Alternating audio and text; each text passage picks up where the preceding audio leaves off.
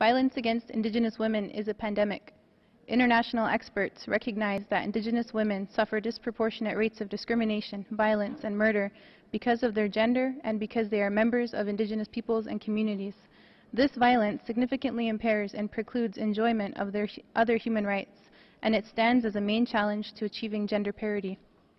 The UN Declaration on the Rights of Indigenous Peoples calls on states to ensure that Indigenous women and children enjoy full protection against all forms of violence and discrimination. Yet, in the United States alone, American Indian and Alaska Native women are still 2.5 times more likely to be assaulted than other women. 1 in 3 will be raped, and 3 in 5 will be physically assaulted. Alaska Native women continue to suffer the highest rate of forcible sexual assault, with reported rates of domestic violence up to 10 times higher than the national average. The outcome document of the World Conference on Indigenous Peoples contains critical decisions to help address this issue, including development of an implementing body and a system-wide action plan to achieve the ends of the declaration.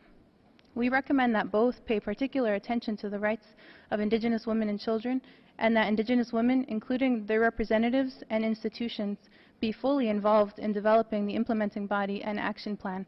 This will help meet the call of Council Resolution 630 to integrate the human rights of women in all aspects of the work of the United Nations. The outcome document also invites this Council to examine the causes and consequences of violence against Indigenous women and girls. We therefore recommend this Council 1. Decide to hold a half-day panel discussion on violence against Indigenous women and girls at its 32nd or 33rd session, and 2. Invite the Secretary General to issue a report and recommendations for action on the issue with a view toward enhancing the Council's existing special procedures. Thank you, Mr. President.